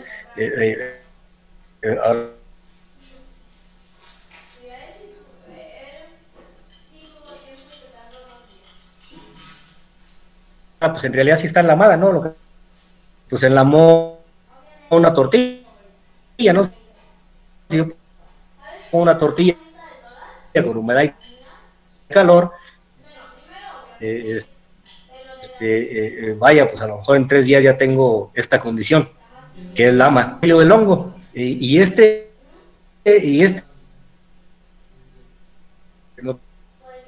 son bosques, y buscamos sus raicillas, generalmente con esta el amado, y esto no es más que el hongo micorrícico o la micorriza, que va a generar que esta planta desarrolle de manera normal. Les decía, si nosotros tenemos una producción de pino si no tuvimos tierra de monte o no tuvimos alguna micorriza de manera artificial, va a tener problemas para su desarrollo ese pino, ¿sí? Entonces, ¿qué ocupamos nosotros? Ir a buscar esa tierra de monte e inocular el vivero con este tipo de tierra. Ya con eso nosotros estamos seguros que llevamos la espora o la semilla, como podemos decirlo, de lo que es el hongo. Y en este caso ya la vamos a inocular y se va a recuperar en caso que tengamos rezagos en su nutrición. Llegamos a lo que es la fase del endurecimiento o la fase final de la planta, ¿sí? Yo le decía pues que dentro de lo que es la producción no podemos que producir y pues ahí se va, no, tiene que haber una programación, y dentro de esa programación hay que considerar al menos unos 15 días, lo recomendable es que sea un mes, antes de un mes, estarle castigando un poco la planta a las condiciones, que esta planta se va a ir a campo, si yo la saco tal cual está bien atendida y que no le falte ninguna, ahora sí, con todas las condiciones ideales, se va a ir a campo y pues esa planta tiene muchas probabilidades de que fracase, ¿no? Y más si se retrasan un poquito las lluvias, ¿sí? En este caso sí se recomienda recomendable, al menos un mes antes, comenzar a estarles restringiendo el riego. ¿Qué quiere decir? Que si yo les metía, no sé, 3 riegos por semana, a lo mejor vamos a comenzar a reducirles la cantidad de agua, y si no la cantidad de agua, de menos sí, 2 riegos en lugar de 3, a ver que la planta como que medio ya no está creciendo, como que medio se estresa. Obviamente no hay que dejarla morir, pero sí hay que darle esa condición para que se endurezca, ¿sí? Esta es la preparación final para que esta planta lignifique el tallo, que se ponga más leñoso el tallo y tenga más garantía de que va a resistir las adversidades o las malas condiciones, pues, dentro de lo que es ya la zona de plantación. Esto en pocos viveros lo hacen por cuestiones de tiempo, porque cuesta dejarla un mes, pues, más, es decir, al viverista le conviene reducir el menor tiempo posible y, mira, pues la planta está muy bonita, llévatela así, pero no está endurecida, no va a servir, voy a fracasar en mi inversión dentro de lo que va a ser la reforestación o plantación comercial o lo que vaya a hacer, y pues obviamente por falta de esta etapa final de endurecimiento, ¿sí? Calidad de planta, pues aquí la calidad de planta pues tiene que tener ciertas características para que esta planta me garantice mayor sobrevivencia. ¿Qué quiere decir? Que esta planta tiene que ser sana, ¿sí?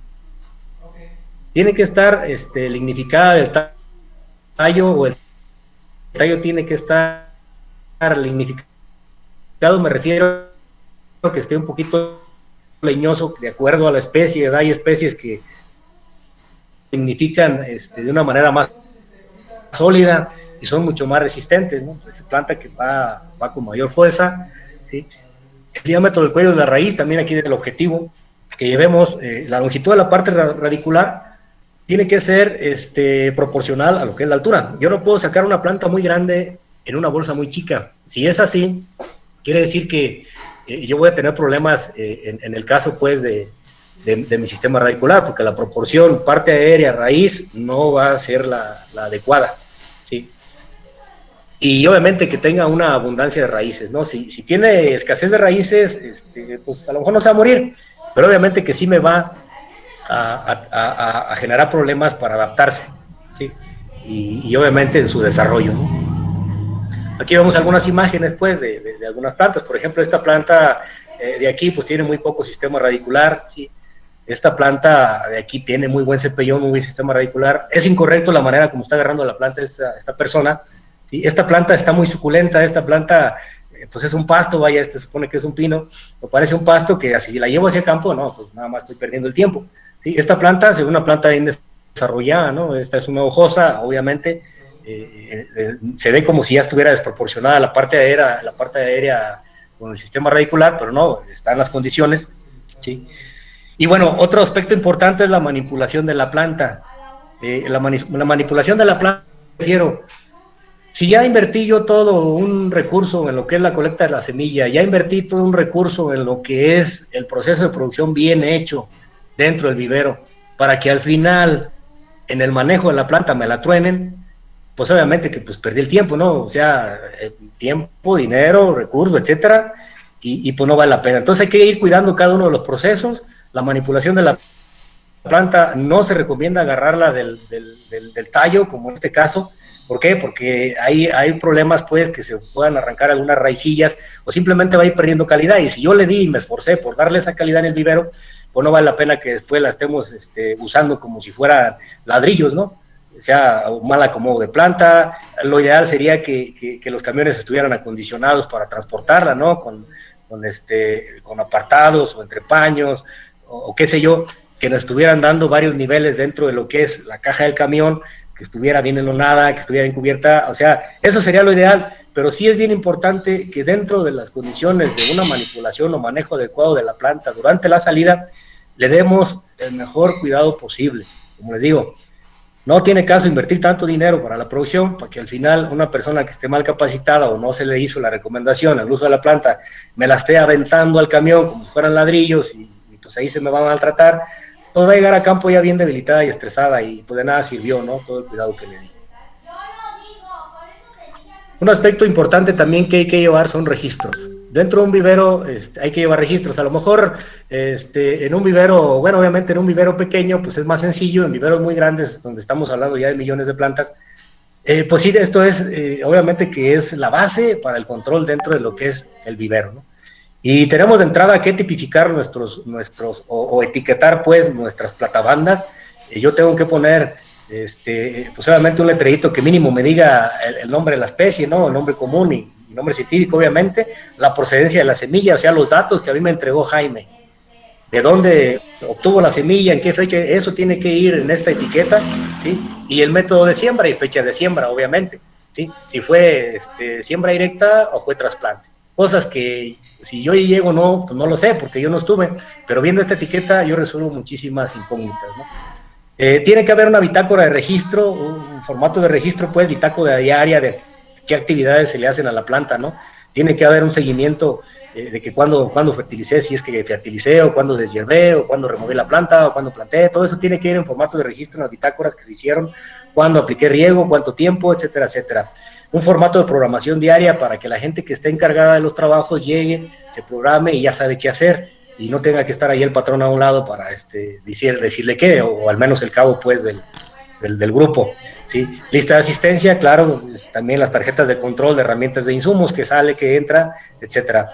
Y tenemos también que llevar, muy importante, formatos de control, y más que nada esto se refiere más a lo que es control de existencias, ¿no? Si tenemos un vivero, hay que tener una tarjeta de control de cuánta planta tenemos, cuánta planta sale, cuánta planta entra, en caso pues que estemos manejándola por etapas de que esta va de salida, tener todo ese control, los vales de salida, obviamente, quién se lo lleva, en qué se lo llevan, para qué se lo llevan, etcétera, etcétera, y un formato de informe semanal o mensual de lo que es la planta. Con esto prácticamente nosotros terminamos nuestro proceso de producción, y ya nada más esta última diapositiva, dentro de lo que es un vivero, tiene que haber un diseño, no hay una receta en este sentido, pero sí tenemos que tener espacios, los espacios necesarios para que un vivero sea funcional, ¿sí? En este caso, bueno, esta es una imagen de un manual del Estado de México, ¿sí? En donde nos muestra para ellos un vivero tipo, ¿no? Pero obviamente un vivero se tiene que ajustar a las condiciones del terreno y a la forma que haya, y nosotros hacer la distribución conforme a nuestras fuentes que tengamos, ¿no? Dónde está el agua, dónde está el camino, dónde está la sombra, dónde está la entrada, etcétera, etcétera, ¿no? Pero de manera general, si se puede, lo ideal es que tenga un invernadero para producción de plántula, ¿no? Si hay, también para secado del fruto, o en este caso si es diversificado, ¿no? Que no sea forestal, sino que también sea ornamental, etcétera, etcétera, ¿sí? Pero tiene que haber de manera general un área de germinación o de almácigos, un área de producción, ¿sí? Preferentemente que tenga malla sombra, ¿sí? Tiene que haber un área de beneficio de semillas, si es que son viveros muy grandes, una bodega, al menos un almacén para guardar la herramienta. Si es mucha gente, lo recomendable es que haya un comedor, ¿no? O sea, donde comen las personas, si hubiera pues un taller o algo donde hacer algunas reparaciones, ¿sí? Y en fin, bueno, sanitarios también son muy indispensables dentro de lo que son los viveros, pero de manera general nosotros sí tratamos de hacerlo, o tendríamos que hacerlo de una forma práctica, ¿sí? Por ejemplo, este es otro caso, este es otro vivero que como les digo, bueno, esto ya es un plano proyecto de vivero, que aquí lo que se trata es ajustarnos a la forma del terreno. Este es un terreno más bien triangular, pero de alguna manera tiene distribuidas sus partes y resulta ser funcional al momento de la práctica. ¿Sí? Pues con esto termino mi presentación y bueno, nos esperamos al final por si hay alguna pregunta o comentario. Muchas gracias a todos.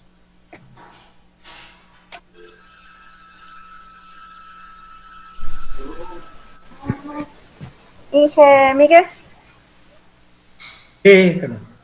Antes de continuar, quisiera hacer algunos comentarios, sobre todo para los guardabosques, que bueno, es una de sus metas este año, lo que ya explicó usted y el ingeniero Jaime sobre la colecta de semillas por germoplasma forestal en esta temporada, que son mínimo medio kilogramo de semilla por cada guardabosque.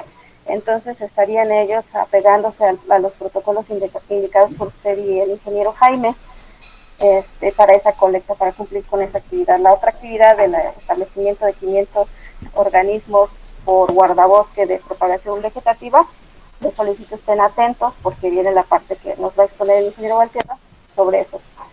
Para el caso del germoplasma, sobre todo que veo aquí gente de los municipios que producen plantas o no sé, algunos particulares, les quisiera comentar algo importante y relevante y que como nosotros como servidores públicos y como áreas que estamos en la conservación de los recursos naturales debemos de cumplir, es precisamente cumplir con la ley y su reglamento de la Ley de Desarrollo Forestal Sustentable y su reglamento, que en su artículo 81 indica que pues en el caso de nosotros que vamos a hacer colecta con fines de conservación y restauración, tendríamos que estar dando aviso a la Semarnat de esta actividad.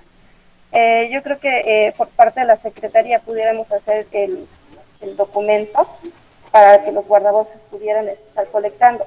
Pero en el caso de los municipios y en el caso de los particulares que venden esas plantas, bueno, colectan semilla para vender planta en sus diferentes dependencias, pues requiere otro tipo de documento, que es la autorización por parte de la Secretaría, y hay que poner especial atención en aquellas especies que están en la NOM 059, o sea, especies que están en algún estatus de protección. Hasta ahí mi comentario. Gracias, Carmen.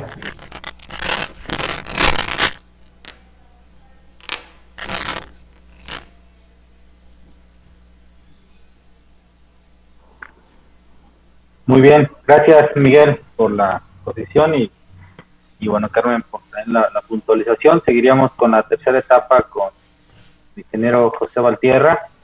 Y bueno, cabe mencionar, pues es mucha información. Las presentaciones se les hará llegar a su correo electrónico, pues para que tengan toda esta información que no es fácil asimilar en totalidad. Es muy vasta y entender que, bueno, no necesariamente es que todos tengan que ser productores de plantas, pero es importante entender el proceso justamente porque independientemente en todas las áreas pues hay procesos de reforestación y de introducción de planta externa, y todo esto que mencionó Miguel son cosas que a veces podemos prevenir para tener resultados favorables en la plantación, así como lo que ya mencionó Jaime también para el caso de las semillas. Adelante, José, con este otro tema también muy interesante. Es un método más ágil, más rápido y muy efectivo también de ayudar a la cobertura con una técnica diferente donde también Valtierra tiene amplia experiencia en ello. Adelante, José, por favor.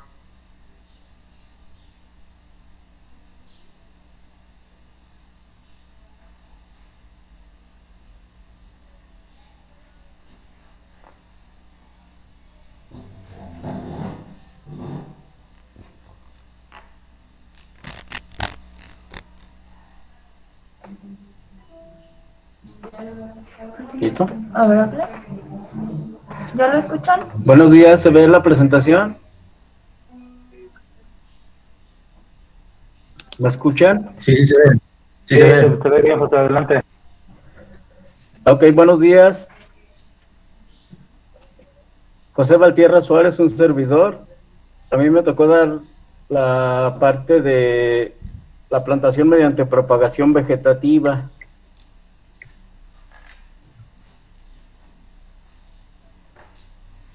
Primero quisiera hablar sobre los métodos de reproducción de las plantas. En las plantas tenemos dos métodos, que es la reproducción sexual, que es cuando se une una célula femenina y una masculina de las plantas por medio de un proceso de polinización, que es cuando el polen llega a una parte de la planta que se llama pistilo, gracias a los seres vivos, en el caso de las abejas o algunos otros insectos, o por el viento.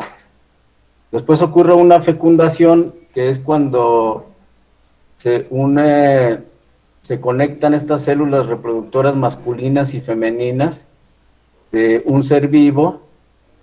Una fertilización, en el caso de cuando ya se forma la semilla y el fruto, y después cuando ya se desarrolla el embrión dentro de esta semilla, que es la germinación. Esta es la parte de la reproducción sexual, pero también en las plantas existe la reproducción asexual.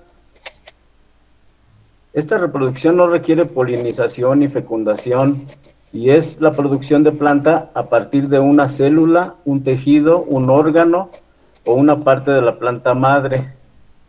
Hay muchos métodos que se utilizan para esta reproducción. El método más sencillo es el de las estacas. Aquí tenemos algunos ejemplos de estacas, algunas plantas herbáceas quitándole una parte de la planta, y esta parte de las estacas de rama para plantarse directamente.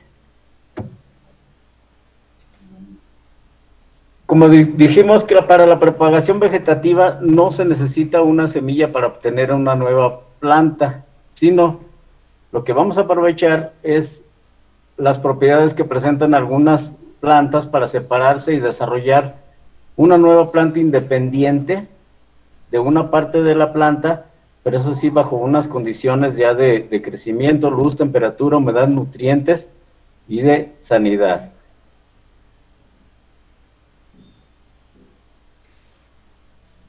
Esto se puede hacer porque muchas células de las plantas conservan la capacidad de la célula madre de producir diferentes tipos celulares que dan origen a las raíces, al tallo y a las hojas.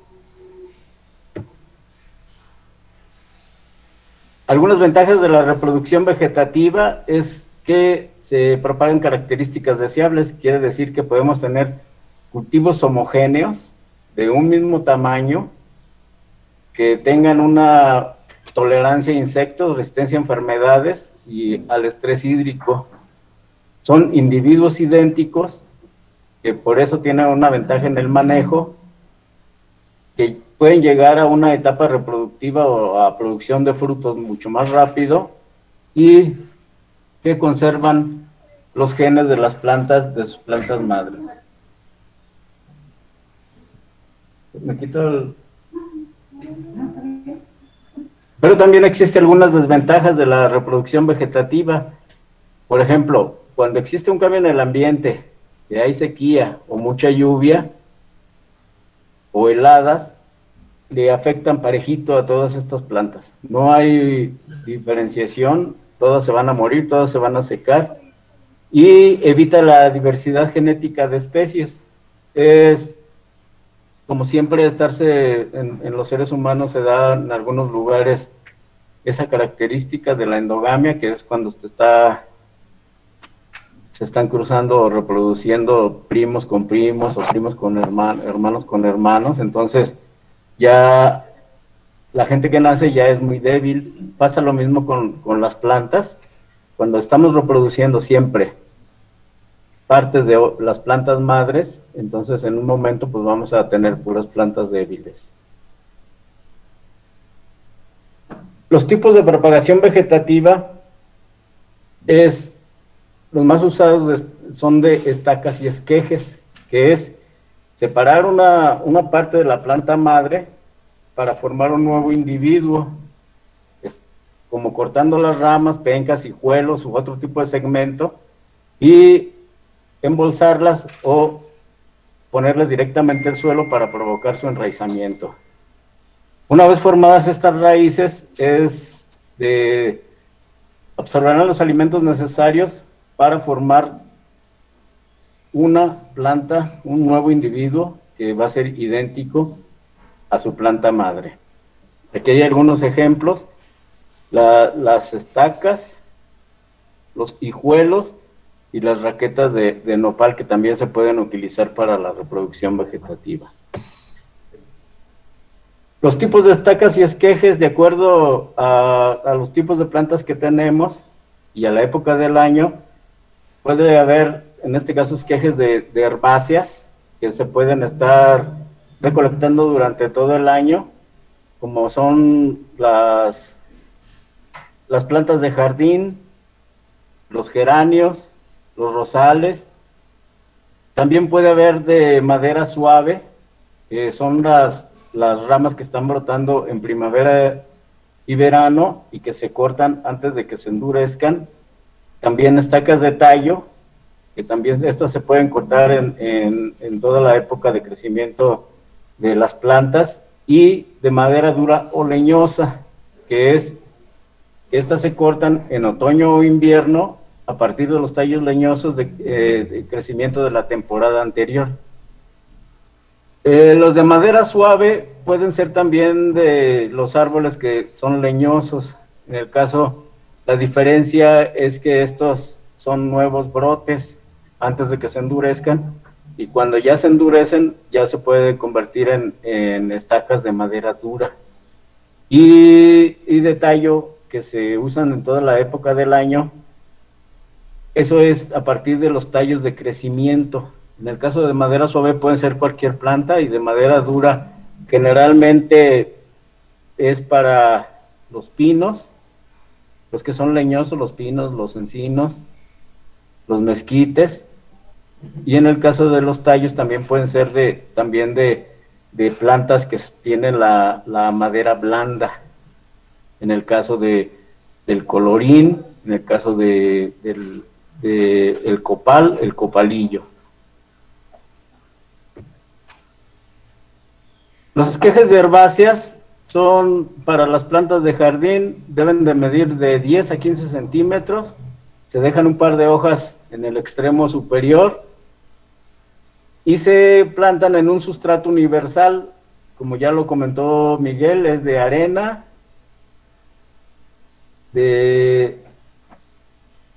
y de una parte de tierra de monte o de composta,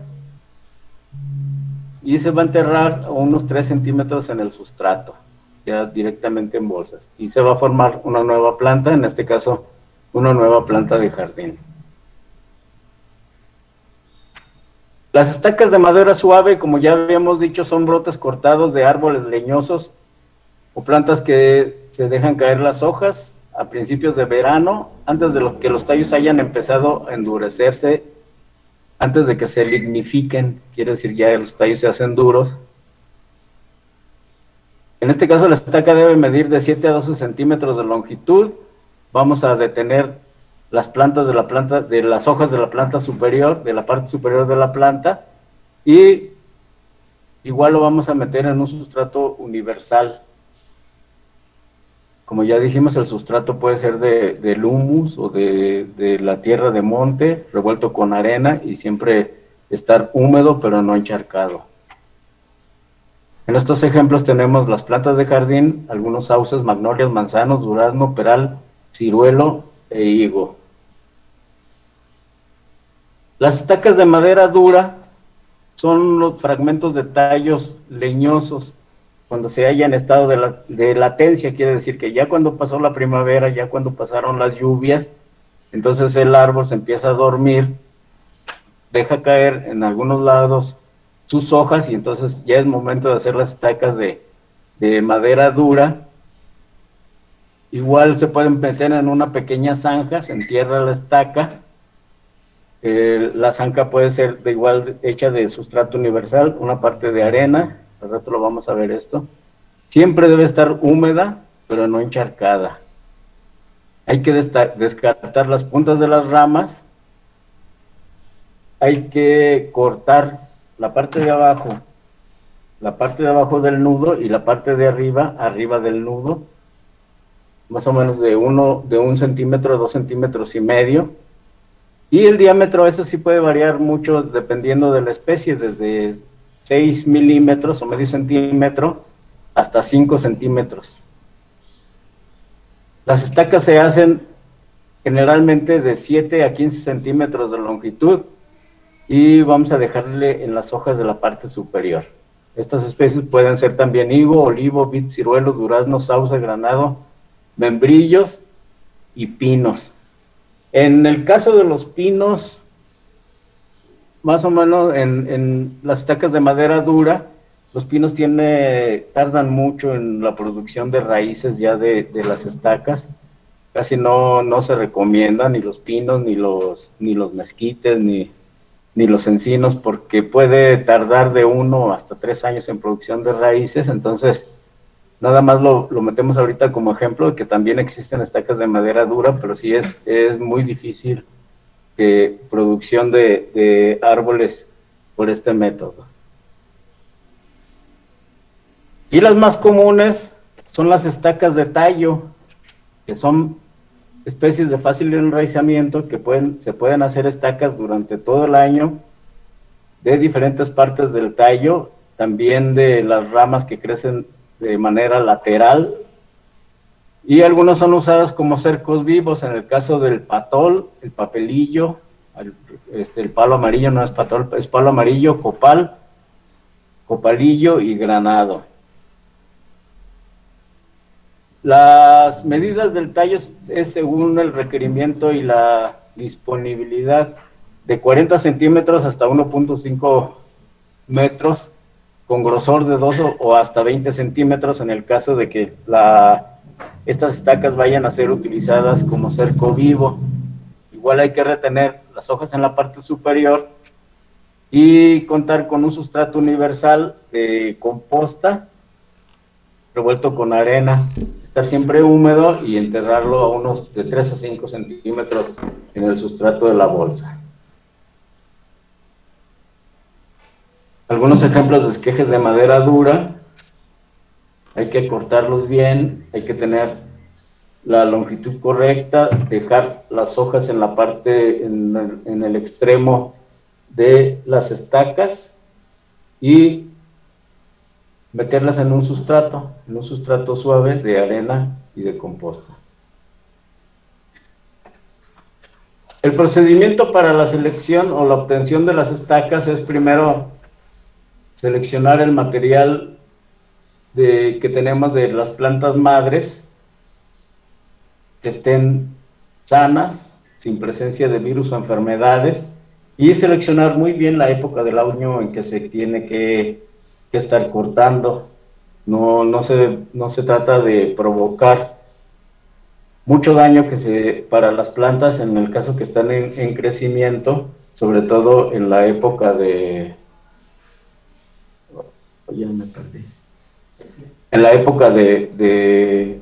lluvias, cuando las plantas están en crecimiento, o que están echando flores, o que están echando fruto, en el caso de los nopales, o que estén echando garambullos. No se trata de dañarlas, sino que esperar a que termine esta época para empezar a hacer las estacas.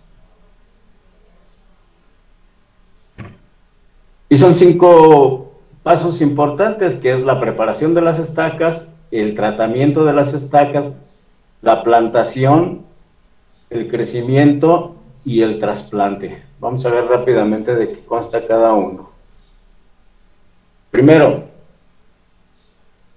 en la preparación de las estacas, la madera escogida tiene que ser de tamaño y vigor moderados. Las ramas tienen que estar con todos los nutrientes en la misma rama, que pueda dar a una nueva planta autosuficiente.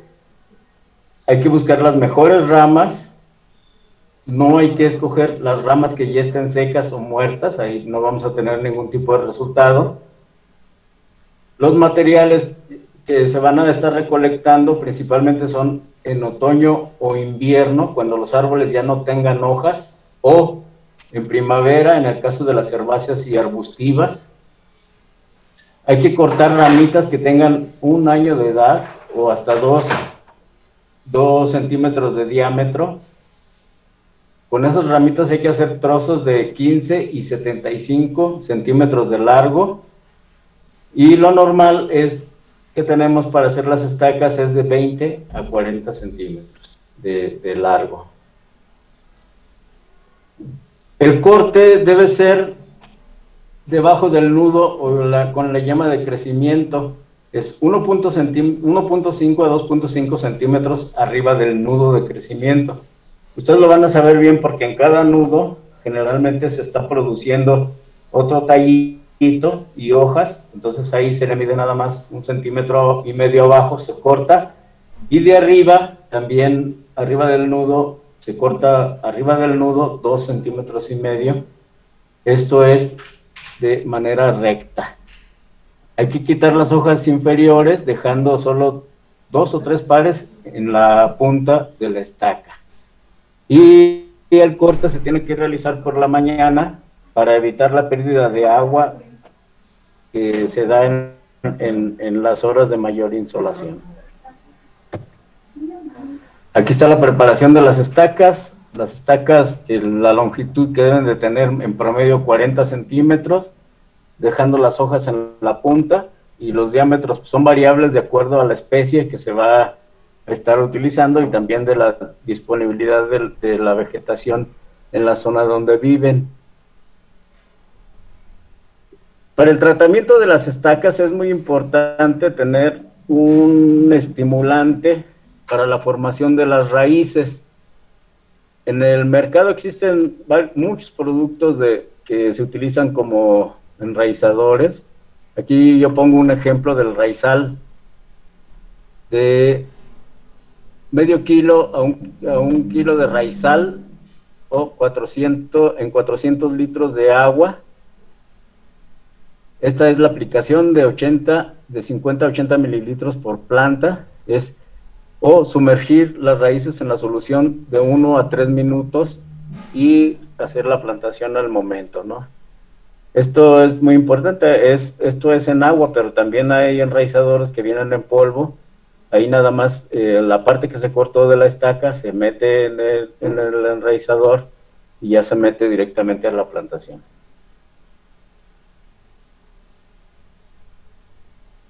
Después que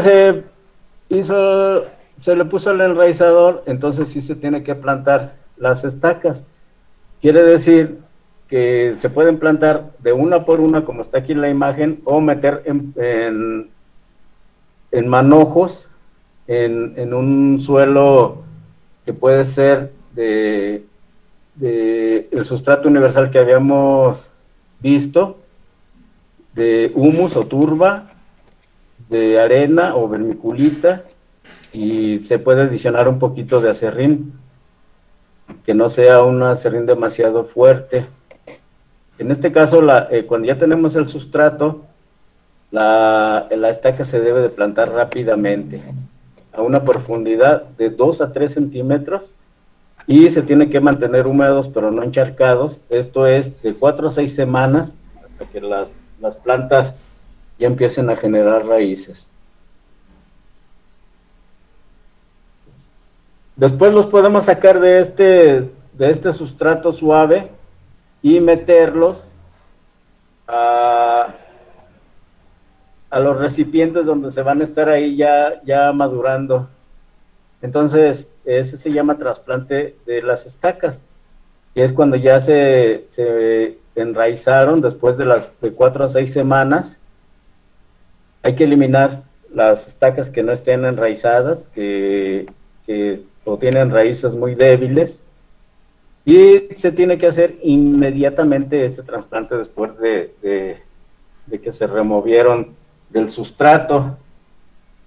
Hay que tener cuidado de no dañar las raíces, y por lo menos hay que estar verificando que estas estacas tengan 3 raíces como mínimo. Se pasa en un recipiente que contenga el sustrato aireado y en buena calidad, y los envases deben llenarse primero a la mitad, se pone la estaca y después se vuelve a completar con el sustrato y después se apisona un poquito con las manos para sacar el aire.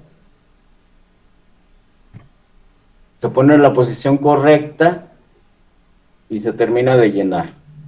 Se colocan primero en un ambiente sombreado y húmedo por 2 a 3 semanas, en el caso de si tienen viveros, en el caso como lo comentaba el compañero, se puede utilizar una malla sombra después de 3 semanas y después de estas se exponen paulatinamente a condiciones de humedad mínima, o sea, condiciones decrecientes de humedad y crecientes de luz y temperatura para empezar a adaptarlas a los lugares donde ya se van a plantar. Aquí están las imágenes. Ya el trasplante se puede hacer directamente en el suelo o en envases, en el caso que no se vaya a hacer la plantación en ese momento, para ya reservarlas y tener los mejores sitios ya para plantarse.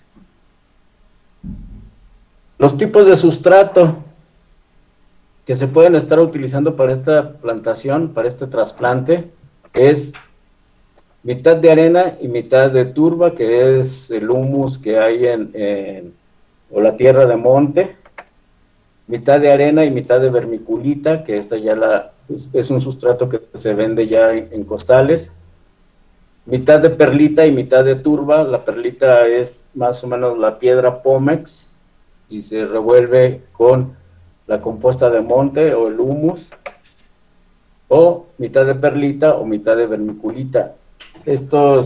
Los últimos sustratos y ponerle perlita o vermiculita hacen un sustrato caro.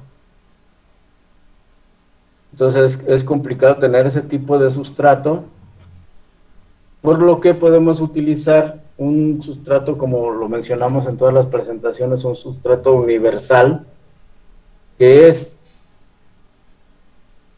una parte de arena de río y 2 partes de tierra de bosque o monte, o una parte de arena, 2 partes de tierra de bosque o monte y una parte de acerrín.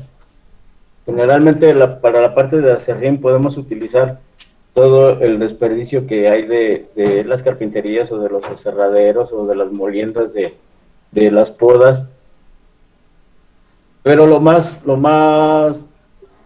barato es la arena y la tierra de monte, que eso sí lo podemos obtener rápidamente. Es muy importante que en este tipo de sustratos que se va a traer de la tierra de monte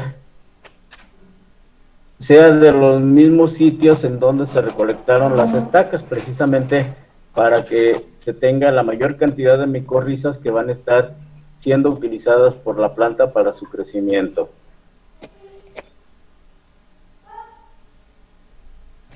Y la plantación de las estacas, ya cuando las tenemos en crecimiento, pueden ser al aire libre.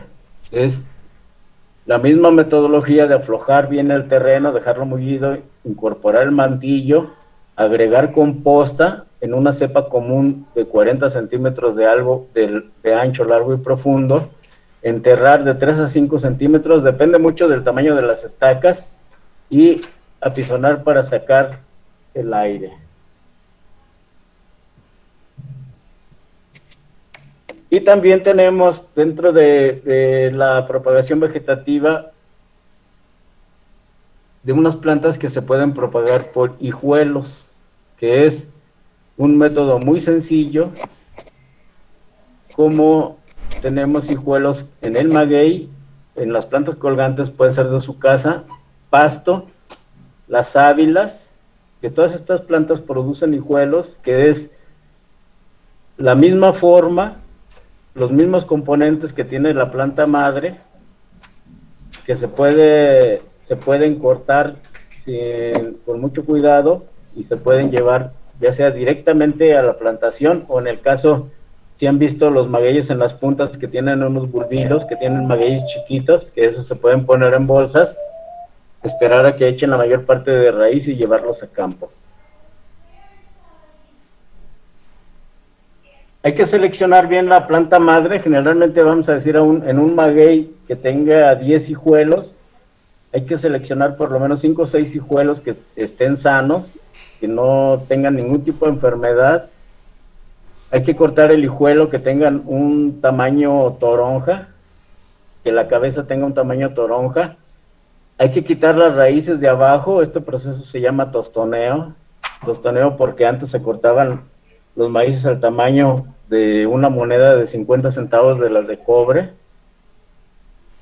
Se deja cicatrizar por 2 semanas y ya plantarlas directamente en una cepa común, como lo habíamos comentado. Algunos ejemplos son magueyes, hijuelos de maguey, y ya la planta en campo, ya en desarrollo. Y también existe una propagación por raquetas. En el caso de los nopales, se tiene que hacer lo mismo, la selección de la planta madre. Esta se debe realizar al inicio de la época de lluvia. Casi en estos sitios se hace así, pero en otros sitios donde las temporadas de lluvia la precipitación es mayor, entonces la plantación se hace el proceso un mes antes de que inicie la época de lluvias para evitar que se pudran los nopales. Hay que cortar la raqueta desde la base, hay que dejar cicatrizar por 2 semanas, plantar una tercera parte del nopal en una cepa común de 40 centímetros de ancho, largo y profundo, en un terreno preparado, como en este caso tenemos aquí, y esperar nada más a que exista bien la época de lluvia y ya darle mantenimiento correcto al cultivo. Pues, de mi presentación, si tienen algunas dudas, por favor. Si no, estoy aquí a sus órdenes.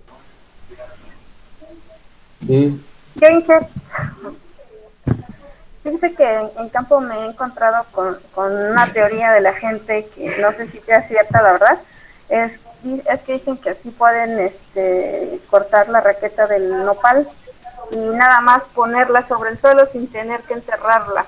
¿Eso es cierto? ¿Funciona? Pero muchas personas la hacen de esa manera en el caso de que la precipitación sea mucha, o en el caso de que en los terrenos donde los vayan a plantar se puedan inundar. Sí se puede, inclusive los nopales, bueno, todas las plantas, pero más los nopales tienen la característica de que si tú cortas todos los nopales alrededor de cada una de las espinas, cada nopal te puede producir una planta. El proceso es un poquito más lento, pero sí es posible. La idea de enterrar la tercera parte de la planta es para que el desarrollo sea mucho mayor, o en el caso de que exista una buena cantidad de nopales, generalmente recomendamos hacer una plantación a oreja de ratón, que son 3 raquetas, y la primera raqueta se tiene que enterrar a esa profundidad para que dé el soporte de las otras 2 raquetas. O sea, esas 3 raquetas no las pudiéramos dejar en el suelo. En el caso de los garambullos igual se deja cicatrizar por 2 semanas. Sí, en el caso de los garambullos, la cicatrización en 2 semanas, los garambullos son dificilones. Casi los garambullos es muy lento su crecimiento si los plantas directo después de cicatrizar. Lo ideal con los garambullos es tratarlos como estacas, dejar un pedazo de una rama del garambullo, meterlo en bolsa en su sustrato, dejar que eche raíces, dejarlo un periodo de lo que ustedes consideren de 5 meses, 6 meses, que ya esté fortalecido, y llevarlo ya directamente a la plantación en la época de lluvias. Se puede de las 2 maneras, nada más que hay plantas que sí tardan más y hay plantas que se van a morir mucho en campo si las metes así. Gracias, Inge.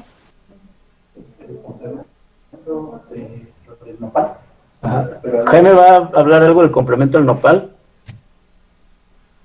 Sí, Es muy importante dar el proceso de cicatrización, no solo cortar la planta y dejarla tirada en el suelo donde ya se va a establecer, sino se debe dar el proceso de cicatrizado y el establecimiento, como dice Valtierra, hasta una tercera parte, porque en ese proceso hay plantas que se van a pudrir o que van a tomar otra forma, se van a deteriorar. Entonces, cuando las dejamos cicatrizar durante un mes, 2 semanas, 3 semanas, después seleccionamos las plantas que estén viables, plantas que todavía tengan las características que ocupamos. Y esas las llevamos al campo. Otra duda, ingenieros expertos, no se vayan. ¿Qué tan cierto? ¿Se tiene que sembrar así, de manera vertical, o es posible poderlas inclinar un poco, las raquetas? No, casi la ciencia nos está diciendo que la mayoría de la plantación se hace de manera vertical. La inclinación muchas veces se debe, por ejemplo, o lo hacían directamente por los lugares, de acuerdo a los territorios del país, donde el sol salía de diferente manera, el sol salía inclinado o el sol no daba todo el día. En este caso no puede ser cierto o no, porque casi la mayoría de las plantas que están en proceso ya para que estén enraizando y formar otra planta nueva, lo que se tiene en la primera etapa es que deben de estar en lugares sombreados. Entonces para su buena formación, que no se provoque el estrés, sobre todo del sol, en 4 o 6 semanas, hasta 8 semanas se pueden quedar directamente en sombra. Ya después se pueden sacar al sol. Gracias. Sale.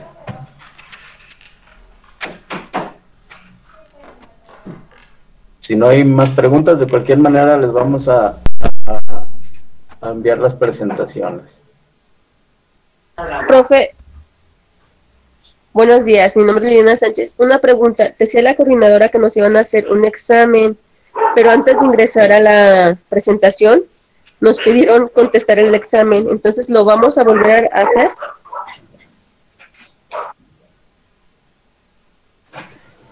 Sí, la primera parte fue de diagnóstico. A ver, tú dile. Tú, Carmen. Sí, perdón. Sí, la primera es de diagnóstico, como para ver cómo estaban en conocimientos, y ahorita se les van a mandar 2 links. Una que es el examen de conocimiento, que ya con digamos que les vamos a poder otorgar su reconocimiento siempre y cuando se hayan registrado su asistencia. Y la otra va a ser de la evaluación de los instructores, y del método de instrucción. Y ya con eso, los que aprueben, digamos, o que hayan contestado las encuestas, se les estará haciendo llegar su reconocimiento al correo que registraron. ¿El teléfono? Ok, entonces sería este examen nuevamente y otras encuestas que nos van a enviar, ¿verdad? Es correcto, ahorita les vamos a poner en el grupo de guardabosques los 2 exámenes. A los que no son guardabosques los enviaremos a los correos que registraron. Si la quieres poner afuera está bien, pero aquí ahorita no. Muchas gracias, que tengan buen día. Pues entonces, no, sí se puede mover. ¿Qué? ¿Alguna otra pregunta, jóvenes, antes de estar concluyendo? Ya estamos sobre el límite, 2 horas de interesante información, como les mencionaba en la presentación, y bueno, pues la evaluación es parte de los criterios para verificar el aprovechamiento. ¿Alguna pregunta antes de cerrar? A ver, ahorita te la paso. Por favor, antes de cerrar, el ingeniero puede prender sus cámaras para tomarles la fotografía grupal.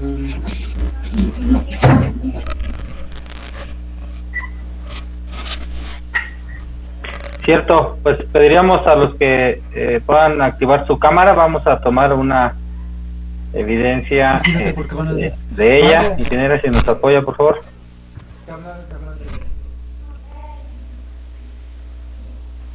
No vayan a apagarlas, tenemos un problema. un poco de problemas con la red, pero ahí va. Según yo me faltan muchos aquí, pero ahí va cargando, nuestro internet rápido que tenemos. Bueno, si alguien puede capturar una donde aparezcamos todos, porque a mí me parecen muchos puntitos sin capturar, sin muchas cámaras cerradas, pero es por la red que tenemos.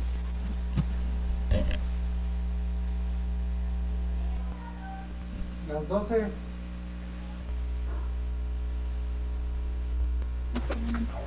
¿Más?